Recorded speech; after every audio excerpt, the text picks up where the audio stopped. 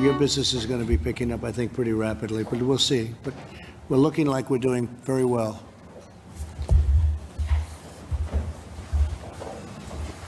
How are you doing? Okay? I'm doing well, thank Good. you.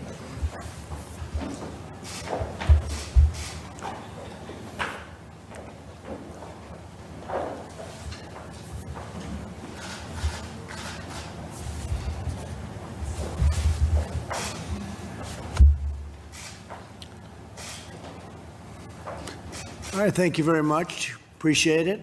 I want to express our nation's deepest condolences and most heartfelt sympathies to the family of George Floyd. A terrible event, terrible, terrible thing that happened. I've asked that the Department of Justice expedite the federal investigation into his death and do it immediately, do it as quickly as absolutely possible. It's a local situation, but we're also making it into a federal situation, and it's a terrible thing. We all saw what we saw, and it's very hard to even conceive of anything other than what we did see. It should never happen, should never be allowed to happen, a thing like that. But we're determined that justice be served. And I spoke to members of the family, terrific people, and we'll be reporting as time goes by. We think that we also have to make the statement, and it's very important that we have peaceful protesters and support the rights for peaceful protesters. We can't allow a situation like happened in Minneapolis to descend further into lawless anarchy and chaos, and we understand that very well. It's very important, I believe, to the family, to everybody, that the memory of George Floyd be a perfect memory. Let it be a perfect memory. The looters should not be allowed to drown out the voices of so many peaceful protesters. They hurt so badly what is happening, and it's so bad for the state and for that great city. So we are working very closely with the Justice Department. We're working with local law enforcement. We're working with everybody, and we're speaking with the family. And hopefully everything can be fairly taken care of. I understand the hurt. I understand the pain. People have really been through a lot. The family of George is entitled to justice, and the people of Minnesota are entitled to live in safety. Law and order will prevail. The Americans will honor the memory of George and the Floyd family. It's very important to us. It's very important to me to see that everything is taken care of properly. It's a horrible, horrible situation. And so we'll be reporting back in due course and as quickly as possible. I'm pleased to welcome American industry leaders to the White House as we continue to safely reopen America. We're glad to be joined by Jeff Bellotti of Wyndham Hotel and Resorts. Wyndham Hotels have been really terrific company over the years. Brian Goldner of Hasbro, Dave Hoffman of Dunkin' Brands, Gary Kelly of Southwest Airlines. Really good jobs they've done. Rodney Mann of Kroger. Thanks, Rodney. Oscar Munoz, United. Thank you, Oscar. United Airlines. Brad Smith of Microsoft. That stock has done very well, I will say. Great job. Great job. Sonia Sengal of Gap. And thank you very much. Also with us are Secretary of Treasury Steve Mnuchin and Secretary of Labor Jean Scalia. Our nation continues to mourn for the lives claimed by the virus and grieve for the families who have lost loved ones. We continue to battle the invisible enemy. We're directing the full resources and support of the federal government to safeguard high-risk populations, especially in nursing homes. We've been a very powerful strategy on nursing homes for quite a while. The best strategy for public health is to aggressively protect the most vulnerable while allowing younger and healthier Americans to work safely. Nationwide hospitalizations, new cases, and deaths are all declining.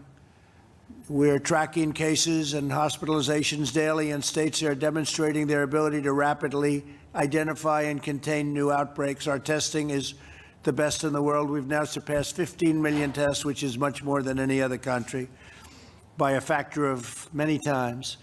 We've completed over 15 million, and that is, I think we can say that's a record by a lot. And we're going to give you a big report on testing tomorrow. We have new tests coming out that are above and beyond anything that anybody would have thought even possible just a couple of months ago. In many places, we've had more tests available than people seeking them. Florida and others have said that they have testing and they don't have enough people to take the test. So we've come a long way. We started with an empty cupboard. We didn't have a lot that we inherited, and we are, I think, really they've stepped up to the plate on ventilators, on tests, and on equipment and gowns and everything. If you look at masks, everybody has masks now. To maintain the health and safety of our system, also maintain the health of our economy. There's a reason why our nation's life expectancy is closely correlated with economic development. A never-ending shutdown would increase, not reduce, the total loss of life in the United States while failing to focus resources on the most vulnerable. We've made a lot of progress in terms of the invisible enemy, a lot of progress. A lot of things have happened that have taught us a lot. Nobody's ever seen anything like this, and there certainly hasn't been anything like this since over 100 years, 1917. I want to thank all of these great companies for being here and representing their company and themselves and our country so well. We're going to be having a discussion with the companies as to suggestions. I think we're going to have a very strong opening, which has just started, really. We had the greatest economy in history of any country, not just ours. The greatest in history. We had the best employment numbers that we've ever had. We've had the best numbers in every way, whether it's the biggest tax cuts, the greatest regulation cuts of any president. Nobody's even come close. We've rebuilt our military. We have the strongest military we've ever had. New equipment coming in all the time. A lot of it already arrived. And very importantly, all made in the USA. And so many other things. You look at what we've done for the vets with choice and accountability. The combination, they weren't able to get that done for over 40 years. And we got them both approved. Right to try, got it approved. We've done so much, and then we had to turn it all off in order to be in a position where we are right now. Numbers were estimated to be 2 million deaths, 1.5 million deaths, maybe 1 million, but it could have been over 2 million and maybe substantially over. Unfortunately, one is too many. It should have been stopped. It could have been stopped in China. It should have been stopped in China, but it didn't stop. And the world got infected, and it's very sad thing. But we turned off the greatest economy ever, and we turned it off very quickly, very rapidly. We banned people coming in from China early, very early. In fact, most people said, don't do it. Even a month later, they were saying, you shouldn't have done it. And we turned out to be right. But we have now a long way to go. But we're getting very good early numbers, as everyone knows. The stock market has been doing very well because people have a lot of confidence. We're doing very well on therapeutics. We're doing very well on vaccines. I think we're going to have some very good answers soon. And we're set up logistically with our military. Our military is set to move and to act so that when, I think I can say when we have that vaccine, I think I can say it with pretty good surety based on what we're seeing, that rather than taking long periods of time and bringing it out slowly, we're able to bring it out very, very quickly. So we have a general in charge of logistics. That's what he does, and he's supposed to be the best. usually moving soldiers and moving various things for other reasons, but now he's going to be moving vaccines or therapeutics, depending on what ultimately ends up. But we're doing very well on vaccines. We're doing very, very well on therapeutics. And maybe I could use the word cure as opposed to purely therapeutic. So I want to thank everybody for being here. We have a lot of positive things to report. You see some of the numbers coming out with some of the states that have been opened, and some of the numbers have been really, really beyond expectation. So we're very happy. And I think what we'll do is we'll go around the room quickly, and we'll say a few things about any ideas you might have, your company, how well you've done with your companies, and might as well give it a little build-up. You have plenty of firepower back here. So please, maybe you'd start. Thank you. Great. Thank you very much. Thank you, Mr. President. I'm honored to be here today as representing Gap Inc. and working with all of you to safely open our stores, which is very important for us right now. I have the honor of running America's largest clothing company. Gap Inc. had over $16 billion in revenue last year, and we house $4 billion brands between Old Navy, Athleta, Banana Republic, and our namesake Gap. And Old Navy is the second largest apparel brand in the U.S. Wow, so, you know, we have serviced American families for our 51 years, and these brands represent the best of American values, and we're anxious to get going and anxious to open up the economy. We have 2,500 stores here in the U.S., and we've begun the opening process. You know, prior to COVID, we had over 1 million American customers walking through our doors every day. Wow. And so when we shut in March, we lost 70% of our sales overnight. And we reacted very quickly. We had to make really big, unfortunate decisions to furlough employees and to retrench. We did have a very strong and powerful e-commerce business, so we're the second largest e-com player for apparel, and that's really kept us going along with our fulfillment centers. We have 5 big campuses across the U.S., and so that's been great. We have, you know, over 100,000 employees that we're anxious to really bring back to work. We, you know, we've developed these safe shopping protocols with industry leaders in retail, and we feel really good about them. We're anxious to reopen our stores with these protocols and have been excited about what's happening so far as we've opened. Our employees feel safe, our customers feel safe, and they're coming back to shop with us. And so we are committed to opening at least 800 stores this month. Great. And so we're on track for that. In fact, we're a little ahead of that, which feels good. And as customers come in, you know, they'll have new protocols, social distancing, masks and cleaning, Right. et cetera. So it's going to, you know, create trust, and everyone's responding really well. I visited our stores in Virginia last night, and I visited our stores in Texas and Arizona, California over the last couple of weeks, and our customers are thrilled to be back. Our employees are thrilled to be back. In fact, one of our store managers came up to me and burst into tears, thanking me for giving her job Right. back. You know, it's a really very important thing, and as much as the government's helped, our employees want to be back. So that feels great. 1 in 4 Americans work in retail, as you know, so this is now my time to ask what we need.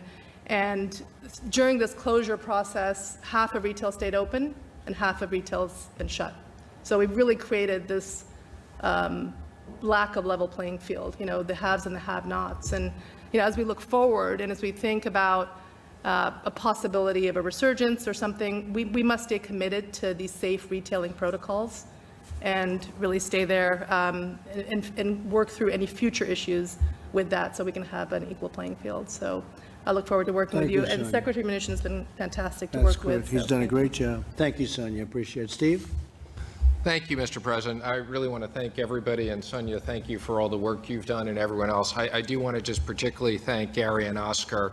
As part of the CARES Act, we've worked with both of you and the rest of the airline industry. I know many of the businesses here have been hit very hard, but the travel industry in particular, and we appreciate everything you've done with us. Thank you. Thank you very much. Oscar, please. That's a heck of a lead-in. Thank you as well. Thank you. The CARES Act was great, and everybody that was involved. Larry, you were terrific as well in the waning moments. You know our story, so I won't belabor it. I have 2 slides, really one, just to give you a sense of the things that we're doing. One of the most conversed discussions going, are airplanes safe? Is flying safe? And I think that's of paramount importance. We've always been one of the, if not the safest industry in the world. And so some of the things that we're doing, and it's simply everything you think, hydrostatic testing that disinfects, wiping everything down, the wearing of masks for everyone. We were one of the first to be able to do that. Touchless aspects. Our customers get a chance to choose where they sit. The HEPA filters on our aircraft. I think it's important for the flying public to understand. These HEPA filters are hospital-grade filters that remove 99.7% of particles in the air. The combination of the filter and the mask that we're wearing should completely eliminate, to a great degree, the aspect that if we practice all the other things. And so we're working through all of that. But again, it feels like we're always talking into the wind with regards to that. So we took it a step further and have partnered with different people, Clorox in particular, right? It's a brand name that speaks of powerful disinfectant, and that branding aspect gives it a little bit of sense. And then we went a step further and used Mayo Clinic, or Cleveland Clinic, to guide us and direct us. Here are the things that we're planning on doing. Is that meaningful? It's like having Ambassador Birx at our side to sort of support those things. So those are the things that we're doing with regards to our safety. On the next chart, your question is how do we restart the economy? If I can get the next chart, please. The first one's obvious, and I think we've all been talking in the business community. It isn't just about airlines flying. People have to go someplace and fly somewhere, right? The hotels of the world, the hospitals, I mean, the restaurants, the theme parks, all of that has to be collectively. And I think everything we do as a business and as a government is to ensure that we take everybody into account and not forget the fact that airlines are only part of it. And so that's an important part. And then again, from a health perspective, I don't know that there's another nation that has more powerful pull back to branding than the U.S. Anything that comes out of the U.S. is going to be accepted. So thank you for the efforts, Ambassador. It was wonderful at those conversations. And then lastly, and this is the big ask from our perspective, we are global. We fly over 60 countries. And this isn't a China question. This is the general aspect of when the world restarts to fly. It's historically every government, every country will have its own regulatory scheme to start flying. That is called patchwork. That is not harmonization. In order to get the economy going and flowing from a perspective of the entire planet, it's important that we work with your teams to get that harmonization and avoid patchwork. So thank you again for everything. Thank you, Oscar. I appreciate it. You've been very much a factor in what we've done. You've been really helpful. We appreciate it. Larry Kudlow, please. Thank you, sir. Thanks to everybody who's come here and worked with us. And I hope everything continues apace. We try to follow, Kevin Hassett and I try to follow these high-frequency economic indicators, and my little list is growing. I'll just rattle it off because as things open safely, I say that because Deb is here, truckloads, freight shipping, air travel, hotel bookings, TSA travelers, all starting to shoot up. They're really green shoots. You mentioned the stock market, sir, which has done very well. Apple mobility, gasoline demand, tremendous housing demand. Applications for mortgages and so forth are actually now pre-pandemic levels again with low interest rates. And we had a number today from the income report. The saving rate, sir, is 33% for the month of April. 33%, which is to say we've given them a lot of income. Government income has boosted things, liquidity, cash, and so forth. Stephen's great efforts on Capitol Hill. And, of course, the stores have been closed. They have nowhere to spend, so they're saving at a 33% rate. That's almost 10 times the norm. So that, my final point, as we open and as the stores open, we are going to see a boom in spending. I think so. At the stores. I agree. I think boom. we're starting to see it. Yes, I think you're going to be people are going to be very surprised. We're going to have a great third quarter, a great fourth quarter. I think next year is going to be one of our better years. So that's really great. Thank you very much, Larry. Yes, sir. So Jay Clayton is the head of the SEC, Securities and Exchange Commission, and he's done a fantastic job. And I thought maybe I'd invite him up, and you could say a few words if you'd like, Jay. Thank you, Mr. President. What I want to say is I appreciate the information today. Investors want to understand the operational and financial challenges you're facing. The more they understand them, whether they're good or bad. And the more your plans are solid for overcoming them, the more confidence they have, and our markets work better. I'd be remiss if I didn't thank Secretary Mnuchin and our friends at the Fed for the way they have supported our markets through this uncertain time. And I really want to thank the many companies who've been very candid with their disclosure about where they stand. That's what our investors expect. And I think you've done a terrific job giving our investors what they expect. And I look forward to continuing to work with you. Thank you very much. Thank you.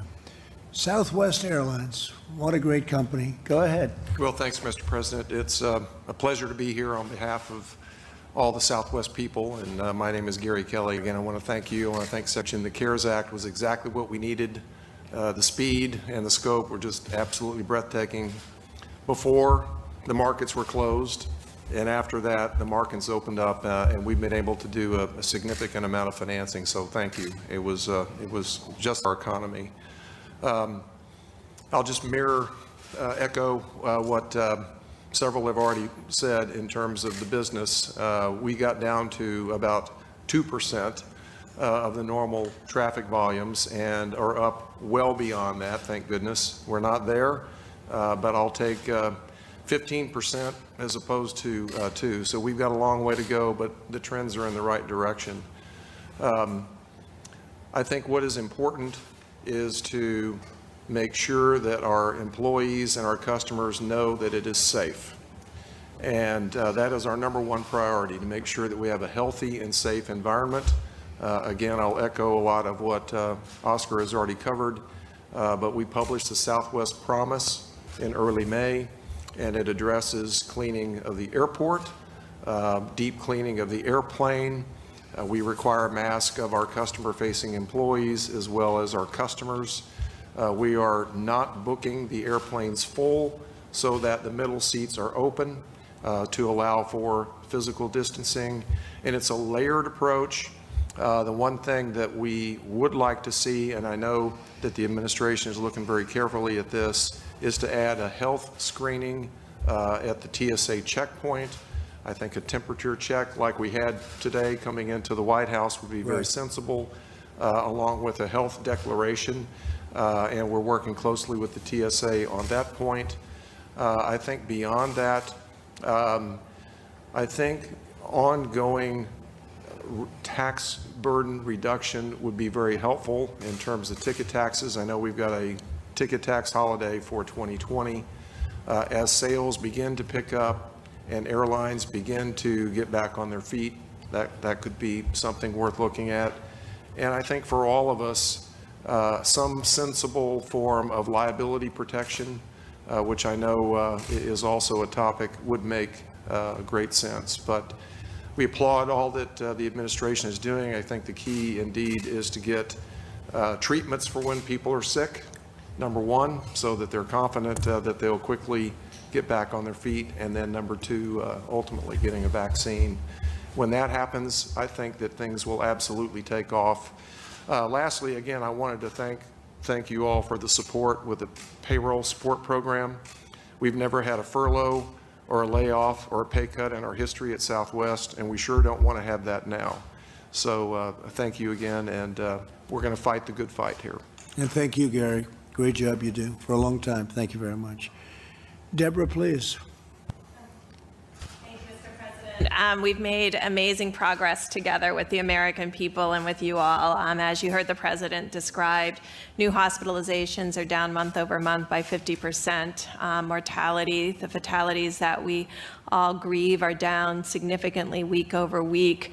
We're excitingly really finding governors and mayors being able to respond to the epidemic in a new way. Proactive testing, finding new cases, contact tracing, and stopping outbreaks. We're seeing that over and over again, county by county, metro by metro. I think we're working with all of the healthcare providers, because just as we want to open up America safely, we want to make sure every American has access to healthcare. We want to see our babies immunized. We want to see them at their well baby checkups. We want to see pregnant women cared for in their appointments, and we want to see the hospitals back caring for people and doing elective surgery and ensuring people are getting their cancer screenings. So as we open up the economy, we also want to ensure the Americans are not only COVID-free, but have all their health care taken care of. So you're seeing much improved numbers.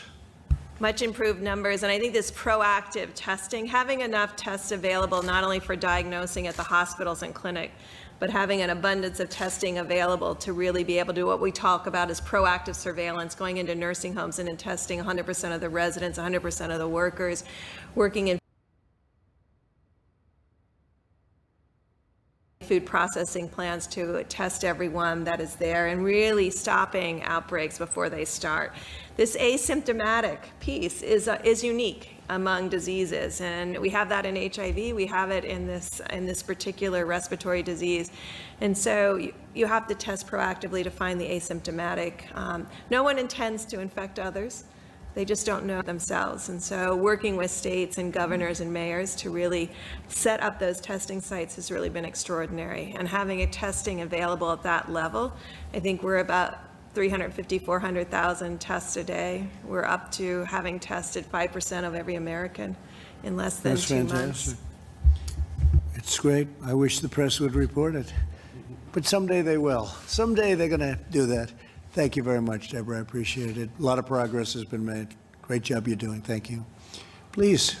Hi, Mr. President. I'm Brian Goldner with Hasbro, and thank you for your leadership and for working closely with the private sector to reopen the American economy.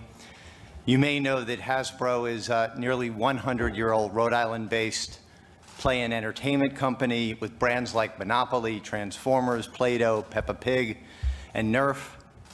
And it's really an honor to be here today. It's also an incredible honor to see how our brands are resonating with consumers, more people getting together and connecting and playing with games and brands like Play-Doh as they spend time together. We were talking as we were coming together today just how people are making new connections, and we're very excited about that, and then the reopening of the economy. And I also have to thank you for the partnership that we've had over time with Director Kudlow, and it's great to get the support that we've seen from Secretary Mnuchin as well.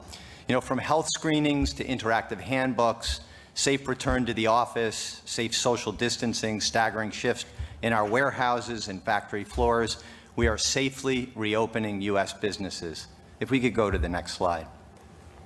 We've worked closely with governors in our region, the Rhode Island Governor Raimondo and the Massachusetts Governor Baker, to design safe reopening guidelines.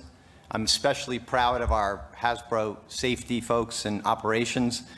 We've set a standard in our factories and warehouse operations across the country for consumer goods manufacturers. In fact, we're training other consumer goods manufacturers to help them open safely in the U.S. from Massachusetts to Texas.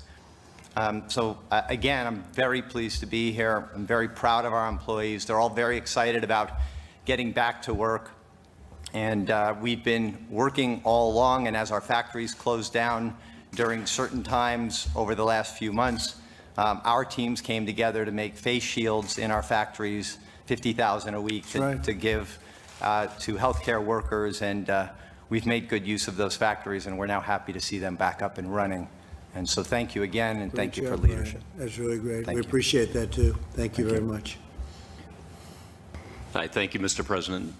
Great to be here. Thank you to the team, your leadership team as well. And look, I'm here representing our great franchisees for both brands, Dunkin' and Baskin. I don't think a lot of people realize that we're 100% franchised. And so big brand names powered by small independent business owners. And we've got a saying in the company that we think we've been getting America running for nearly 70 years. And when this crisis hit, it was about keeping the communities running, but it was also about getting America working again. And so we've been guided by one simple principle, on the next slide, that we've been talking about is it's been about doing the right thing in the communities we serve. And 90% of our restaurants have remained open during the crisis.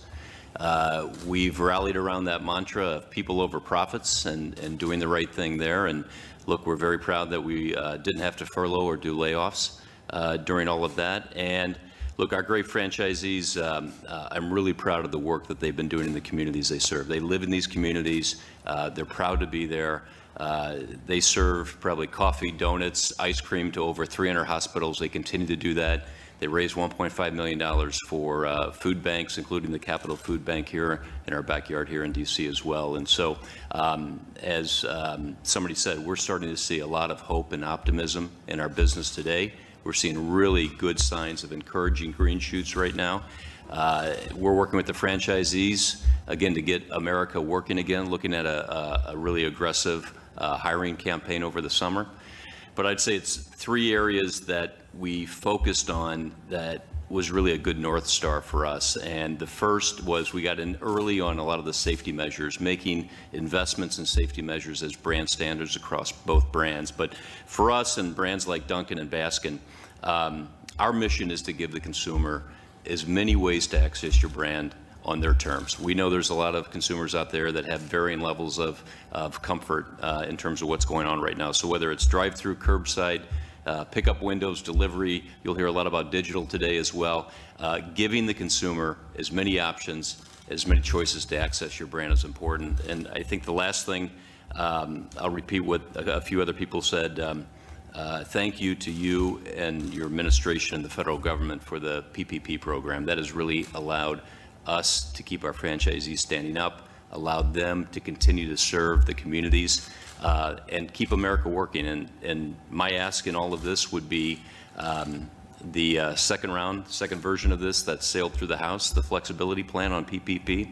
I'm just hoping that, you know, it sails through cleanly and gets to your desk to be signed, because that's another great example of helping small independent business owners like our franchisees keep America working right now. So thank you for your consideration. Thank you, David, very much. Appreciate it.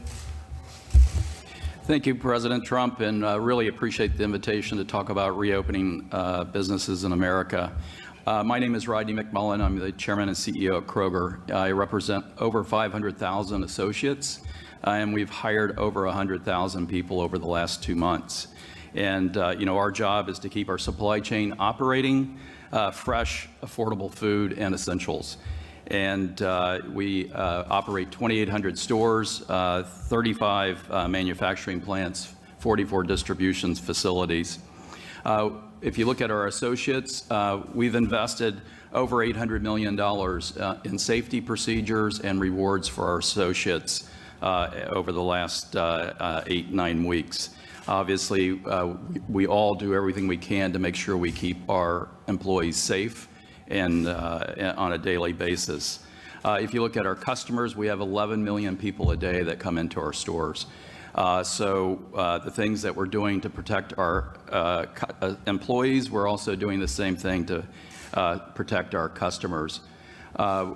We use every available way of trying to remind customers on social distancing, limiting the number of people in the stores. We have an in-store radio network that every 15 minutes we remind people of, you know, social distancing. But everything that we can do, we're trying to remind people to stay safe and do things. We also are supporting our business and continuing to make sure that we have a viable, strong business over time and supporting the communities that we operate in. Over the last year, working with local food banks, we've been able to provide over the last 3 years, over 1 billion meals with local food banks. And it's something that, you know, in the United States, no one should have to go to bed tonight hungry. We have so many resources as a country, and together we can eliminate food waste. And when we eliminate food waste, we can make sure no one goes to bed hungry. Obviously, as one of the things that we thought it would be helpful to pay forward, as a company that's operated throughout the pandemic, we've learned a lot. And one of the things you'll learn is be agile and move quickly. And if you think you should do something, you probably should do it. With that, we developed a 59-page blueprint that we made public, and we've shared it. And I know the other day I was on the Today Show, and they asked me like 4 times, why would you do that? And one of the things that was incredibly helpful for us is other retailers across the world that were in front of us from the pandemic standpoint was nice enough to share their learnings with us. And we thought it was only fair and appropriate for us to share our learnings with others. We've had over 100,000 site visits on that. We've had over 26,000 individuals and companies download that. We get a ton of notes from small companies in terms of their appreciation. You know, if you look at all the companies in this room, we have a lot of resources, but if you think about somebody with 50 employees or 100 employees or 200 employees, the resources they have is just not the same as us. So sharing that across has been something that's been important, and it's a real pleasure to represent all the Kroger associates and being able to help America get started again. So thank you, Mr. President. Thank you, Rodney, very much. And thank you for all the help, too. You've been right from the beginning. Appreciate it. Yeah, happy to. Thank you. Thank you very much. Kevin, please. Thank you, sir. Sir, I think that you can sense the optimism around the room that businesses, really a cross-section of American businesses collected here, are getting back to work. And I think this cross-section is extraordinarily representative of what we're seeing all around America. And as Larry mentioned, as you know, and as you require us, we watch every little detail of the economy every day. And there are now 27 states where more than 75% of the businesses are open. That was almost none a few weeks ago. And there are 28 states where 80% of the workforce is back to work. And so the question then becomes, and it's the last thing I'll say, that the people in this room are saying, yes, but will we have demand for our product?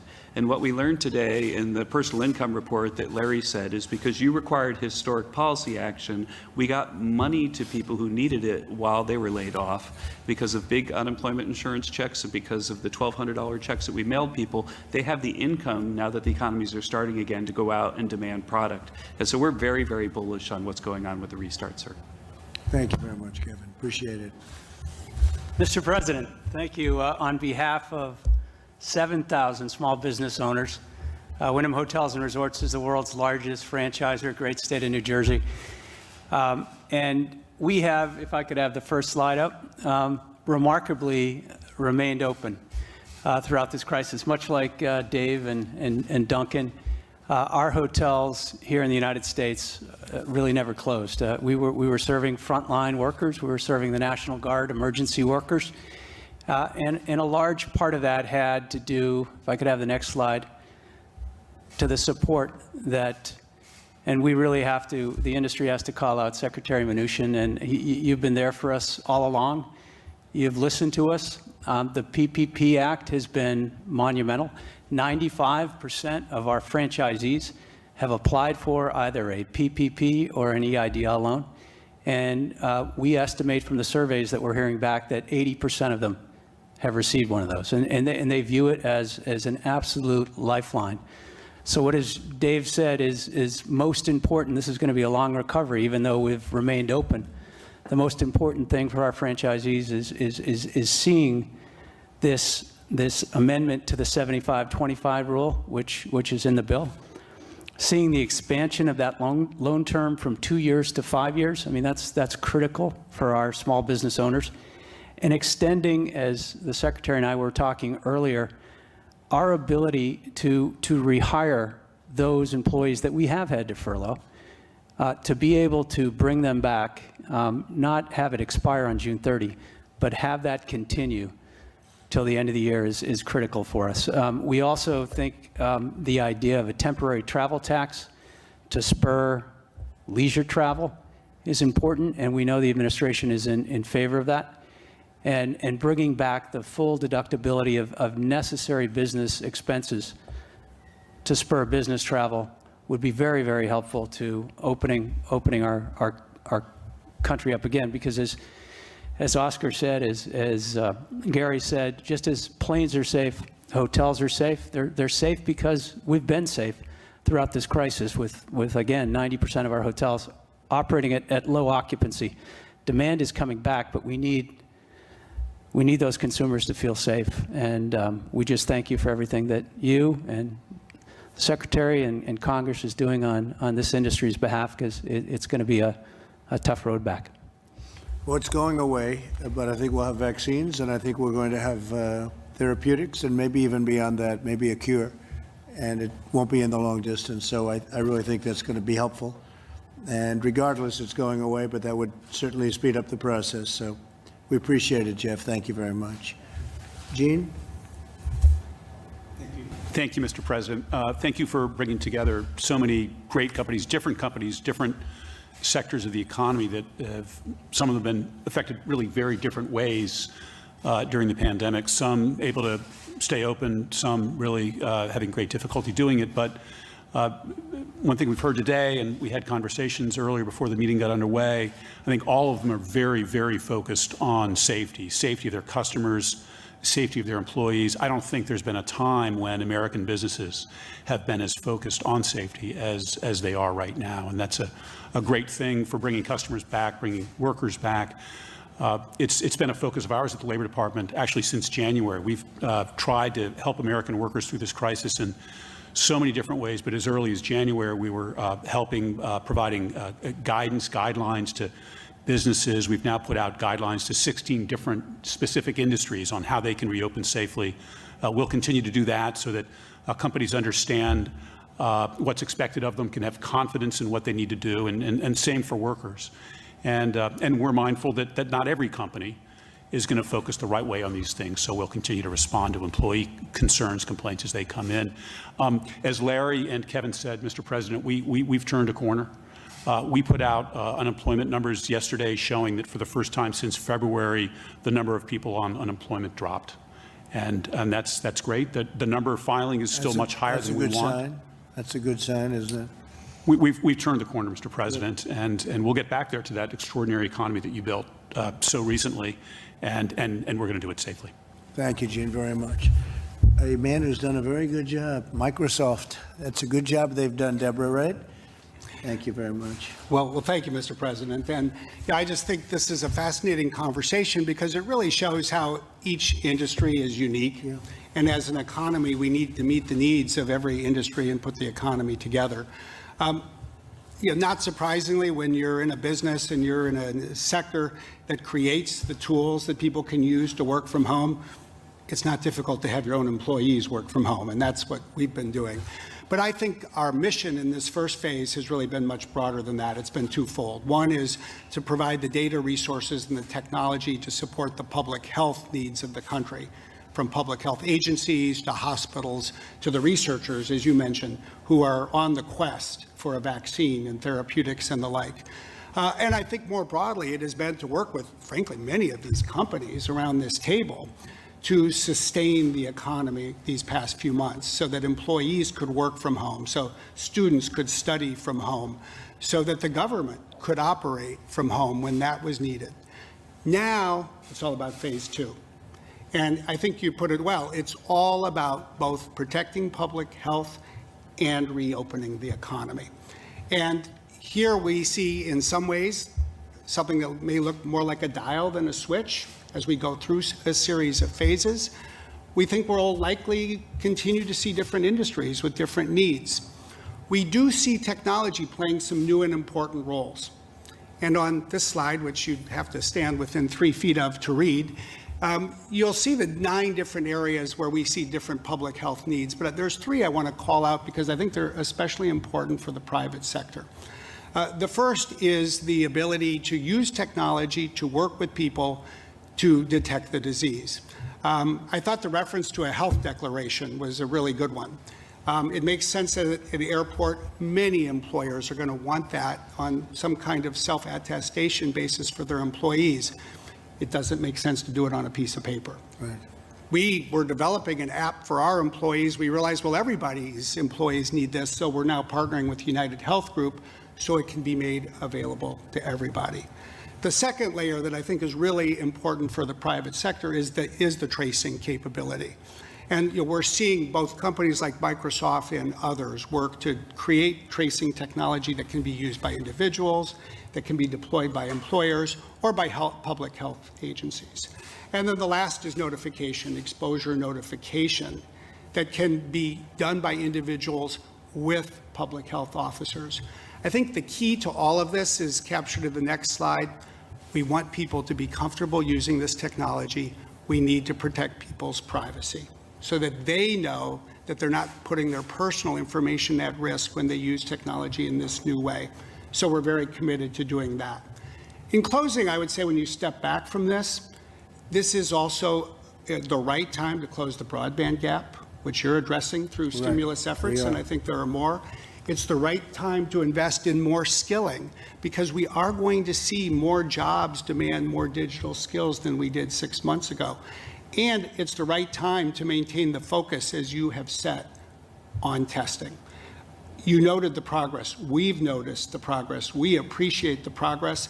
But I think even more than the progress is, frankly, the high ambition level the administration has set to sustain that progress. Because I think by fall, if we want students to return to college campuses, if we want more employees to feel safe in the workplace, we're going to see more private sector institutions wanting the ability to test people even when they're asymptomatic.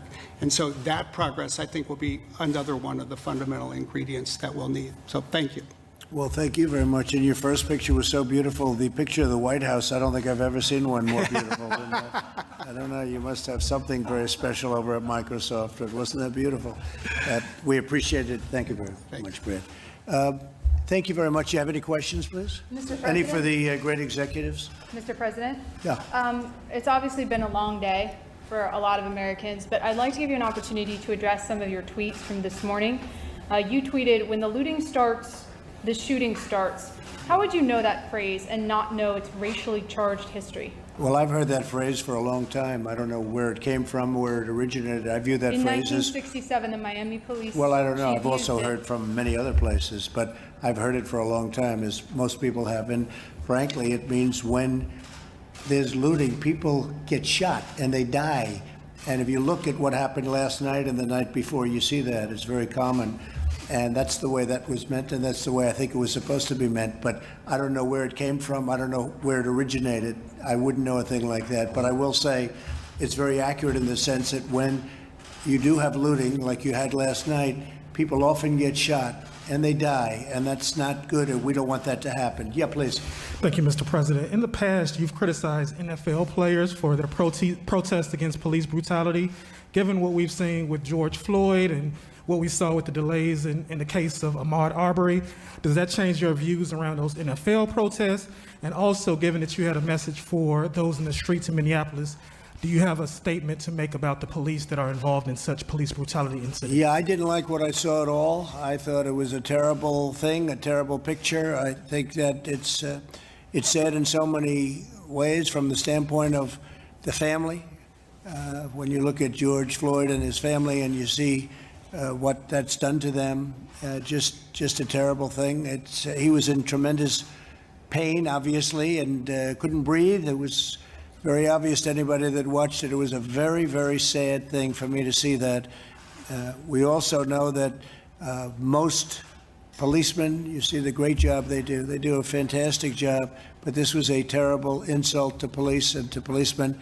And I know the Justice Department, well, as you know, it's a local case, but I know the Justice Department is also looking at it very strongly. Does that change your views around like the NFL protests? Say it again, I can't. Does that change your views around the NFL protests on this issue? They were peaceful protests. Does that change your stance on that at all? Yeah, it should be a peaceful protest. I think really in memory of George Floyd, I think it should be peaceful. It's terrible. I spoke with his family today. Terrific people. I think it's so bad for the memory when you see a thing like that going on. And hopefully that won't happen tonight. And as you know, the National Guard has arrived and they're there, but hopefully everything will be very different tonight. Last night was very sad on many different levels. Yeah, please. Yeah, please. Referencing the Rose Garden event, we see tensions with China with the virus now over Hong Kong. Are we witnessing the start of a Cold War between the United States and China? Well, we're certainly not happy with what happened with respect to China. They have a virus that started, and when it got out of control, so I assume that's what happened, it got out of control, whichever way, and they stopped it from going to China, but they didn't stop it from going to the rest of the world. So nobody likes that. That was not good. They did not do a good job. So I don't know if it was incompetence or it was done for some other reason, but I know that I didn't see anything in Beijing and I didn't see anything in other Chinese cities, but I did see them in New York, in London, in Paris.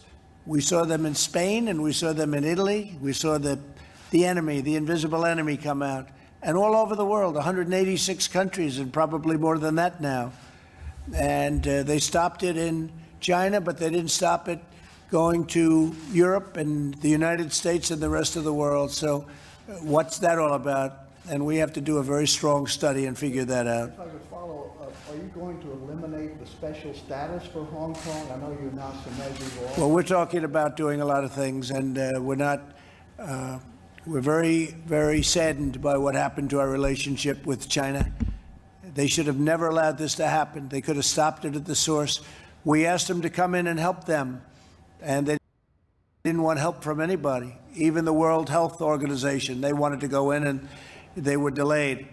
But we asked to go in very specifically, and they didn't want any help. They didn't need any help, and then it got out of control in some form. But it didn't seem to get out of control when it came to going to other parts of China, because it didn't go very far. But it did come to the United States, it did come to Europe, it went all over the world.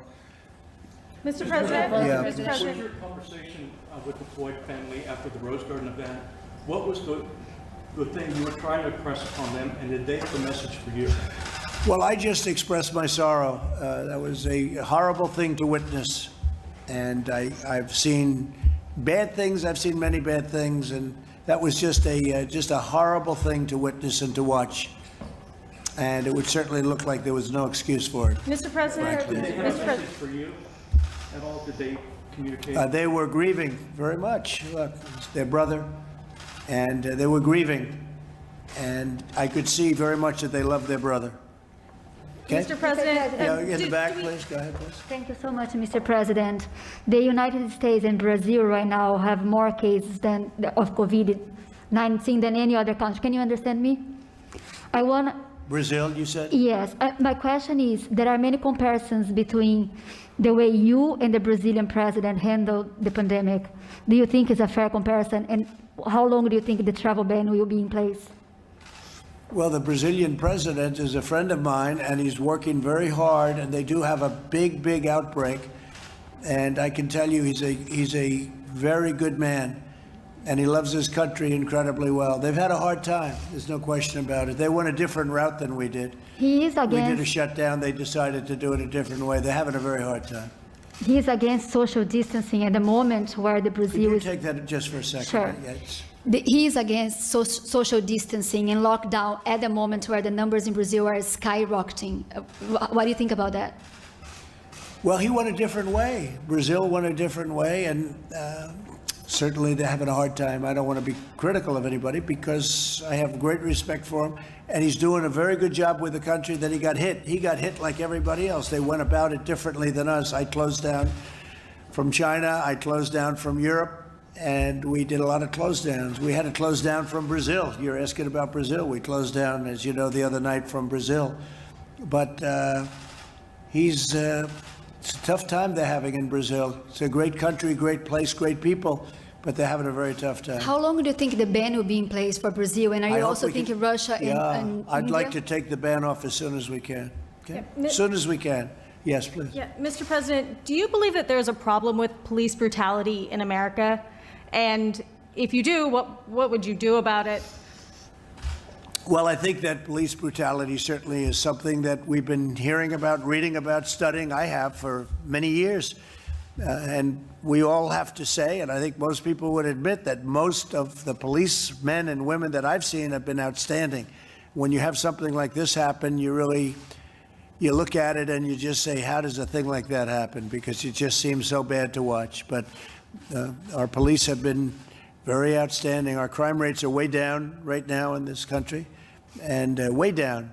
The police have done a great job. Something like this happens, and you really say, that's so bad in so many different ways, and so unfortunate.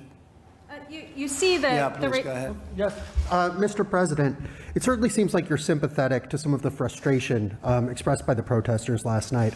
I want to ask you, first off, do you think there were good people out protesting in Minneapolis last night? Did you say, were there good people among the protesters? And then also more broadly, what is your message to Black Americans and others who just are really frustrated and saddened to see another video of a Black man being killed in police custody? Well, certainly there were a lot of different people, and there were good people too, and they were protesting, and they were protesting for the right reason. They were protesting in honor of a man, George Floyd, where something happened that shouldn't have happened. In my opinion, from what I've seen, certainly something happened that shouldn't have happened. And yeah, you had a lot of people out there that were protesting out of sorrow, and then you had people that got out of control, some people. And I think they did a great disservice to their state and to their city and to really our country, what they did last night. And we brought in the National Guard today, and they're there, and that won't happen again. It can't happen again. We can never let that happen again. That was run by the mayor of a city, and it got, in all fairness to him, he was in a tough position, but I don't think they were very well prepared. But we brought in the National Guard. They'll be very prepared tonight. Thank you all very much. Thank you, please. Thank you. Mr. President, would you support a civil Justice Department investigation? Mr. President, Come on, private practice investigation? Come on, guys, let's go.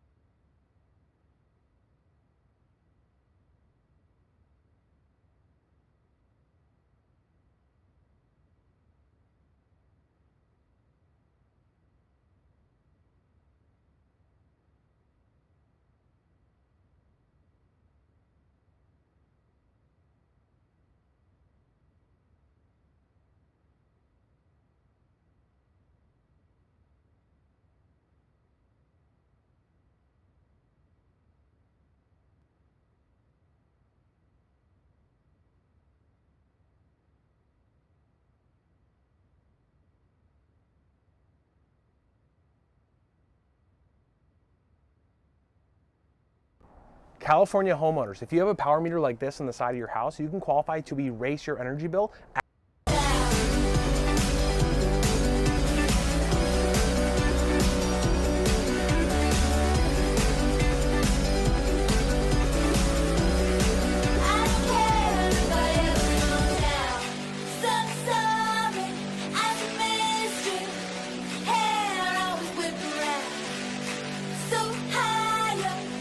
We are going to make our country great again.